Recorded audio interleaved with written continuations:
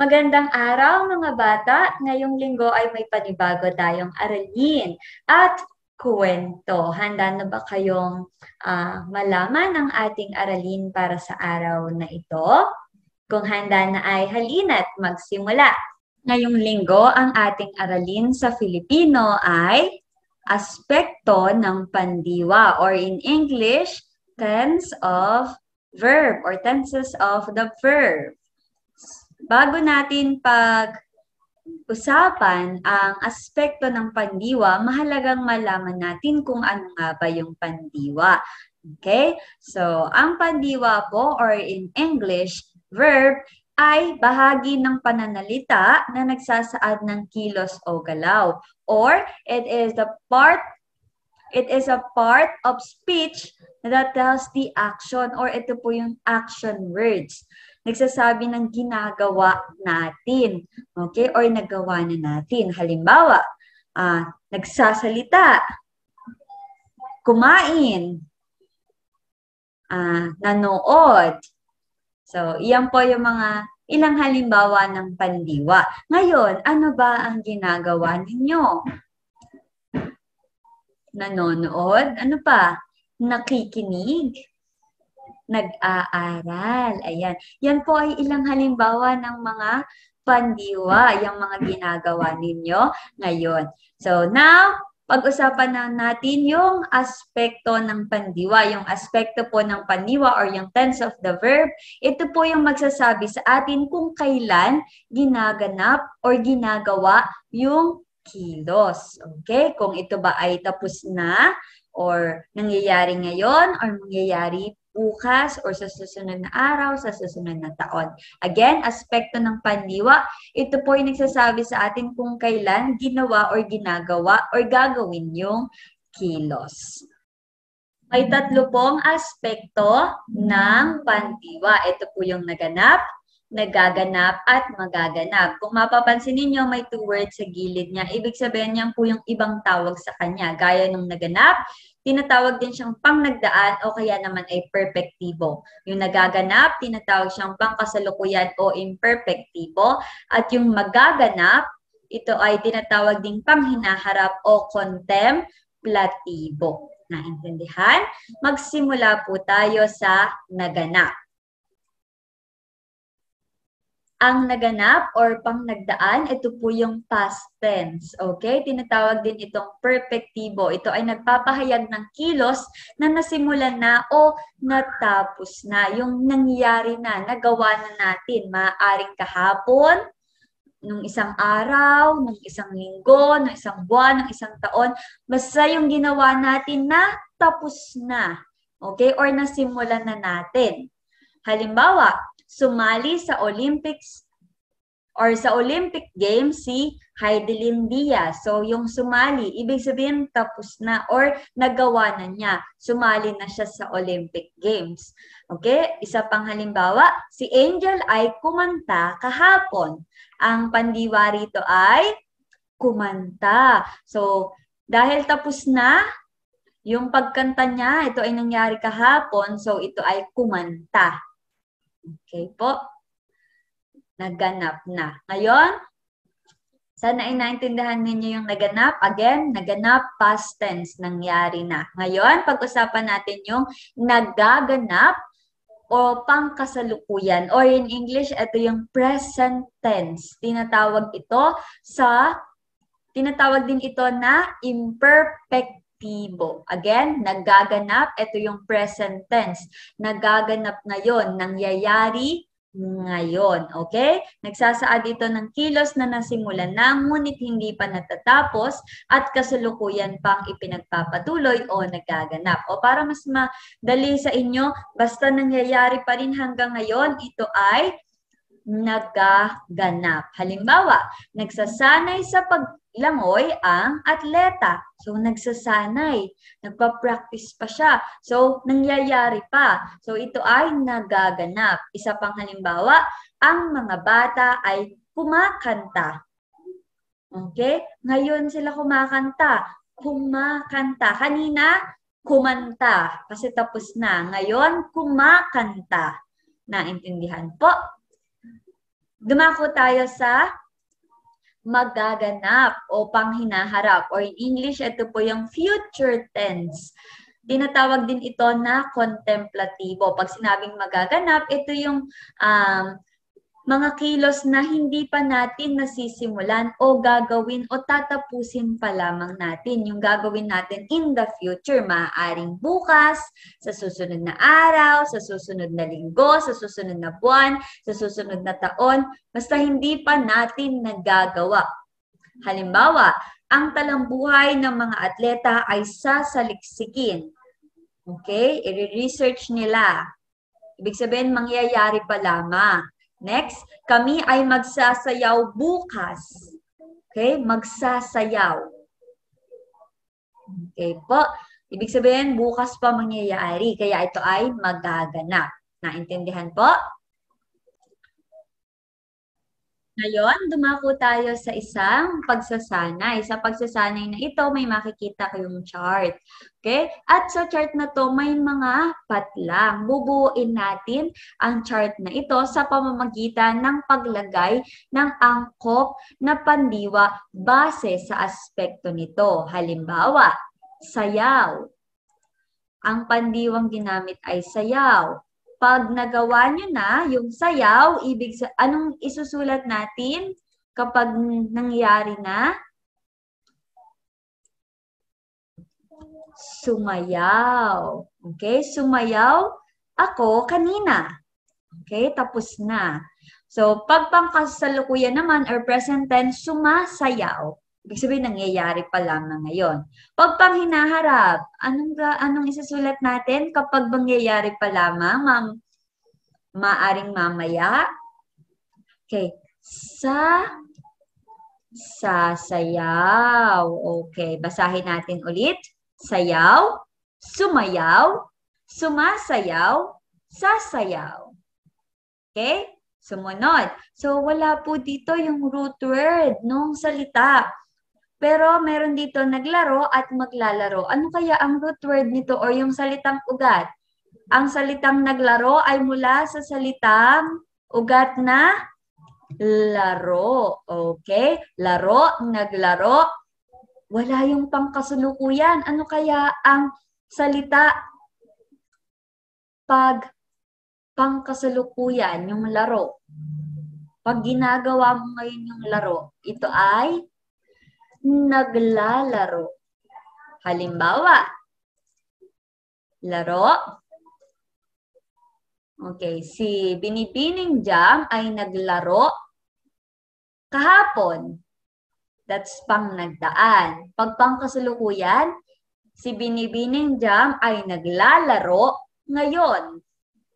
Pag panghinaharap or future tense, halimbawa, si Binibining Jam ay maglalaro mamaya. Naintindihan? Pang nagdaan, naglaro. Pang kasalukuyan, naglalaro. Pang hinaharap, maglalaro. Next, kain. Kapag tapos na kayong sa pagkain, ano kaya ang pang nagdaan nito? Tapos na kayo sa inyong pagkain. Ito ay kumain. Mahusay. Ano naman yung pangkasalukuyan? Nangyayari pa lang. Hindi ka pa tapos. Okay. Ano po? Kumakain. Very good. Kumakain. Kumakain ako ngayon ng spaghetti. Paano naman pag panghinaharap? Ito ay kakain. Halimbawa, kakain ako mamaya ng chocolate. Okay, next. The word is nagbasa at nagbabasa. Saan kaya nagmula ang salitang nagbasa? Nagmula ito sa salitang basa or read. So, basa, nagbasa, nagbabasa. Anong tawag kapag mangyayari pa lamang? Magbabasa. Okay, kung mapapansin ninyo, kapag panghinaharap, inuulit yung unang pantig like sasayaw, kakain, tatakbo. Okay, pwede rin tayo magdagdag ng maglalaro, magbabasa, okay, magsusulat. So, yun po yung panghinaharap. Next naman tayo, takbo. Ano kaya ang pangnagdaan ng takbo? Tapos ka na. Okay, tumakbo. Tumakbo ang mga bata palabas ng silid. Ano naman ang pangkasalukuyan nito? Okay, tumatakbo. Tumatakbo si Pedro sa palaruan. Okay? Then, yung panghinaharap ay tatakbo. So, tumakbo, tumatakbo, tatakbo. Basahin natin ang lahat ng salita sa chart na ito. Magsimula tayo sa sayaw. Sayaw, sumayaw, sumasayaw, sasayaw. Laro, naglaro, naglalaro, maglalaro. Kain, kumain, kumakain, kakain. Basa, nagbasa, nagbabasa, magbabasa. And the last one, takbo, tumakbo, tumatakbo, at tatakbo. Naintindihan po ba? Okay, ngayon, dumako naman tayo sa ating susunod na pagsasanay. Okay, sa pagsasanay na ito naman ay nasa inyong libro. Okay? Maaari ninyo ring sagutan ang inyong libro kung gusto nyo upang meron po kayong reviewer. Okay po? So, sa pagsasanay na ito, kinakailangan lamang natin ulit buuin ang chart ng aspekto ng pandiwa. Okay po? Hindi ninyo po ito kinakailangang ipasa sa Class Dojo kasi ito po ay pagsasanay lamang. Okay, simulan natin sa unang bilang. Magtagumpay, nagtagumpay. Ano kaya ang nagaganap nito? Nagtatagumpay.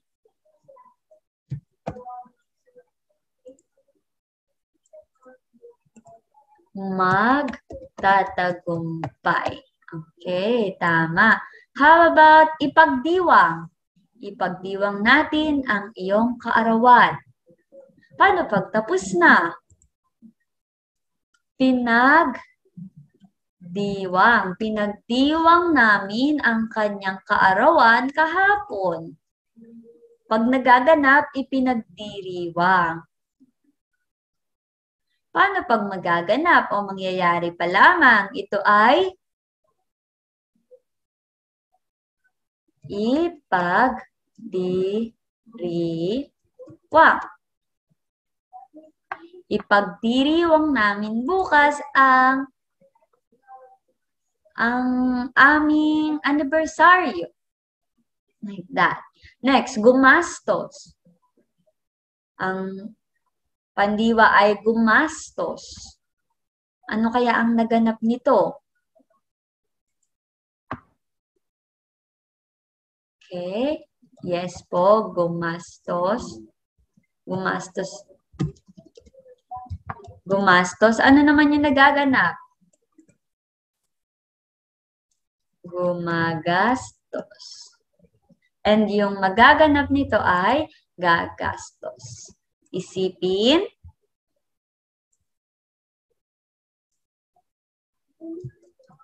Inisip. Iniisip. Iisipin. Okay, number 5, maibayad or bayad. Naibayad. Nagbabayad. Magbabayad.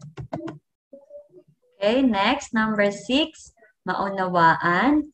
Pag tapos na, naunawaan. Kapag naman nangyayari ngayon, nauunawaan. And pag mangyayari pa lang, mauunawaan. Next, sabihin. Sinabi, sinasabi, sasabihin. Next, humanga. Ano kaya ang kasunod? Humahanga. Hahanga. Manalo. Nanalo. Nananalo. Mananalo. Mananalo kami sa paligsahan na ito kung kami ay magtutulungan. Next, tumulong. So, tumulong din po dito. Tumulong. Tumutulong. Tutulong. Okay? Maaari ninyo po itong isulat sa inyong libro para mayroon po kayong mapag-aralan sa ating pagsusulit. So, ito po ay isang pagsasanay lamang, hindi ninyo ito kinakailangang ipasa sa class dojo. Ngayon, dumako na tayo sa inyong gawain. Para sa inyong gawain sa linggong ito, sa kwento, basahin ang inspirasyon, pahina 132 hanggang 134. Basahin at unawaing mabuti ang bawat pangyayari at bawat impormasyon sa kwentong ito para sa ating pagsusulit bukas. Okay, para naman sa gramatika, sagutan ang gawain A, page 140. Sa gawain A po, page 140, sasalungguhitan ninyo lamang po ang pandiwang ginamit sa pangungusap. Matapos ninyong salungguhitan or i-underline yung pandiwa na ginamit sa pangungusap, tutukuyin nyo naman kung ano ang aspekto nito. Kung ito ba ay A, naganap, B, nagaganap, o C, magaganap. A, past tense, B, present tense, and C, future tense. Okay po, halimbawa, number 1, siya ay nagtapos ng kursong medisina. Ang pandiwa dito ay nagtapos. So, nilagyan ko po ng salungguhit yung salitang nagtapos. Ano kaya ito? Naganap, nagaganap, magaganap.